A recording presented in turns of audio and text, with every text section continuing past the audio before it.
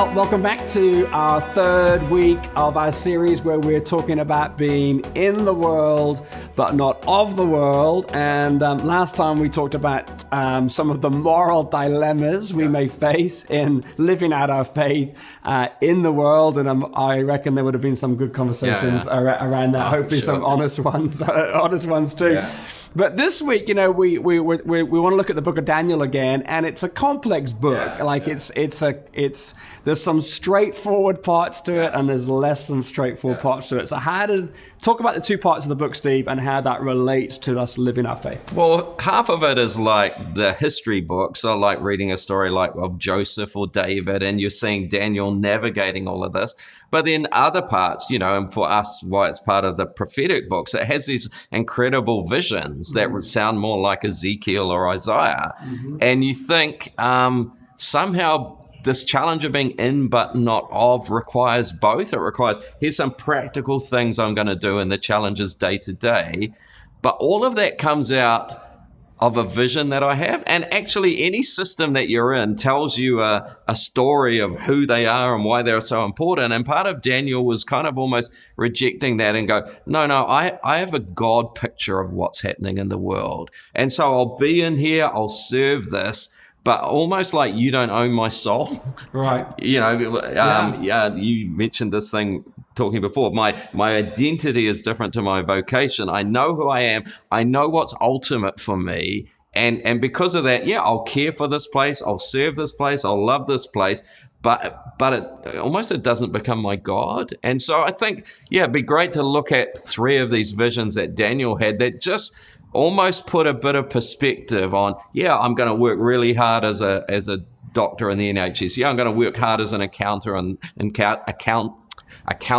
in this financial planning thing, or a teacher in the school. But I realized the system is not all that it's cracked up to be. And I need to see that. So for instance, he interprets actually a dream in Daniel chapter 2 where Nebuchadnezzar, the king, sees the statue of 4 different metals, and it's gold and silver and bronze and iron. And he sees this rock come down and smash it and grow. And he's like, what is that? And Daniel's like, oh, these are different empires. And it's like, you're all gold, you're all wonderful, but hey, this too will pass. Your time will come, and while I'm in here, I'll learn its system, I'll learn its culture, but this company could fall over.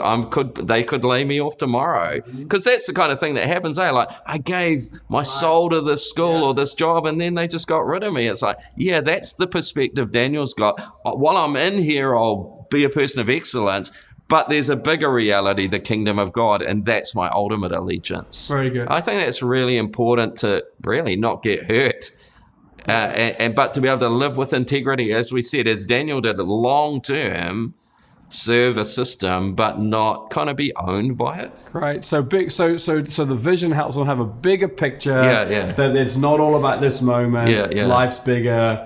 God's still moving. All that stuff. And I think there's a really interesting one in Daniel chapter 7 where he says this vision again of these 4 beasts, like quite violent beasts.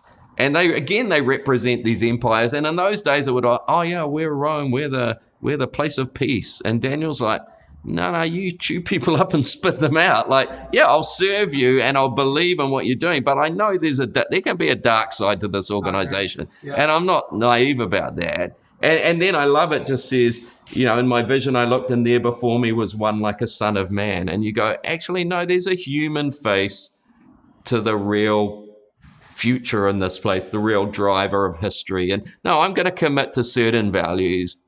And this organization, I'll serve you, but you're not ultimate. You might chew people up and spit them out. I'm not going to be like that. I'm going to treat people well in this, because that's a vision that I have. That's where the future doesn't lie with the powerful. The future lies with the kind and the loving and the serving. Right. And it's like, that gives me a bit of perspective. Yeah, that's so good. Yeah. Yeah, amazing. just going back to what we talked about that, identity and vocation. I think that's really important because if we're going to navigate, issues, and if we're going to live our faith well, we've got to know who we are in God. And this season is not about identity, but to separate out our identity is not what we do. And I've heard some wonderful stories of people that recognize that they bring their identity in God into that workplace. And that's how they make the difference while they're there, but they aren't the workplace and they aren't the title they get from the workplace. And I think what Daniel did, as we said on the first week, over a long period of time,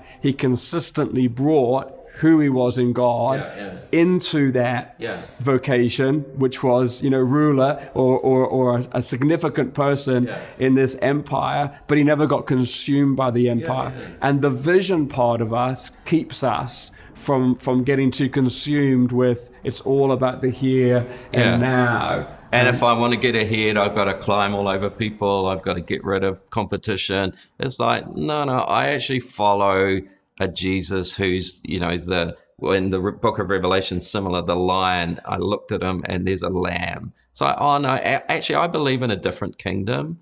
I'm not naive and dumb, but we're going to be living with integrity, with love, with care. I don't have to be a beast to get ahead in life. I don't have to tread all over people. And I want to navigate that well. That's part of being an excellent spirit. Going back to those heartbeats, I want to honor people. I want to serve. I want to commit to relationship. And I actually believe that stuff wins in the end. Right. Ultimately, because that's who Jesus is. Sure. And it's like, no, I want to bring a part of that different spirit I bring is I have a different vision of reality. God's kingdom is going to rule.